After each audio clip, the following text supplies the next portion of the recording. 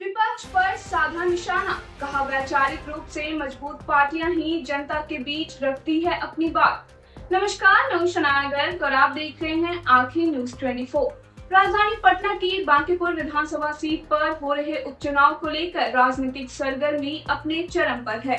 सुबह से ही मतदान केंद्रों पर मतदाताओं की चहल पहल देखी जा रही है और इसी कड़ी में राज्य सरकार के मंत्री अशोक चौधरी ने भी अपने मताधिकार का प्रयोग किया।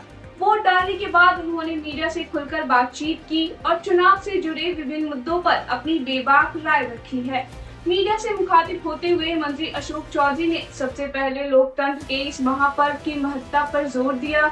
उन्होंने कहा कि लोकतंत्र हम सबका पर्व है और देश के हर नागरिक को पूरी जिम्मेदारी के साथ इसका उपयोग करना चाहिए। उन्होंने अपील की कि अधिक से अधिक संख्या में लोग अपने घरों से बाहर निकले और मतदान करें। पिछले चुनावों का जिक्र करते हुए उन्होंने कहा कि पिछली बार बांकीपुर में मतदान का प्रतिशत काफी कम रहा है, जो एक चिंता का विषय था।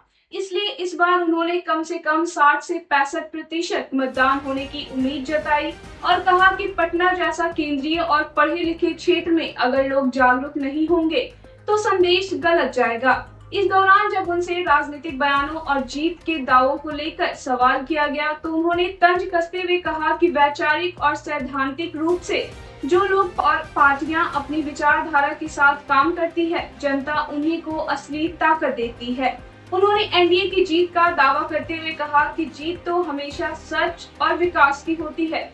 संयोग से आज सावन का पहला दिन भी है, जिस पर अशोक चौधरी ने आस्था जताते हुए कहा कि सावन के पहले दिन महादेव का आशीर्वाद हम सबके साथ है।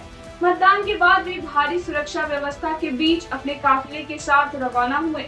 आइए आपको सीधे सुनवाते हैं मतदान के बाद मंत्री अशोक चौधरी ने मीडिया से बातचीत करते हुए और क्या कुछ कहा।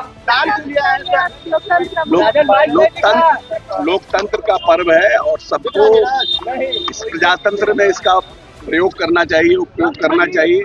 ज्यादा से ज्यादा लोगों को निकल करके वोट करना चाहिए और आज अपना हम वोट का प्रयोग किए हैं और हम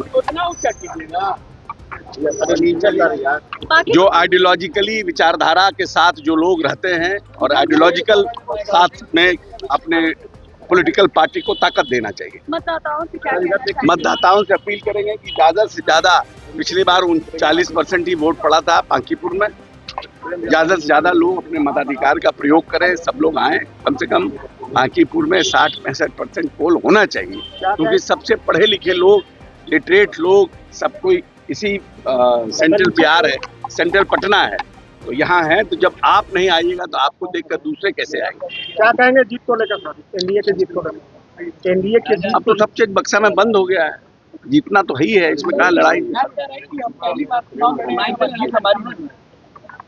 महादेव किसको सावन का पहला दिन महादेव किसको आशीर्वाद देते हैं देखिए, लेकिन हम लोगों को पता है कि महादेव हम लोग के साथ है। थाना में भी गए थे कल रात को और बहुत पूजा पाठ किया है। सावन के पहले दिन पूजा किया है या फिर पहले वोट किया है? पहले क्या किया था?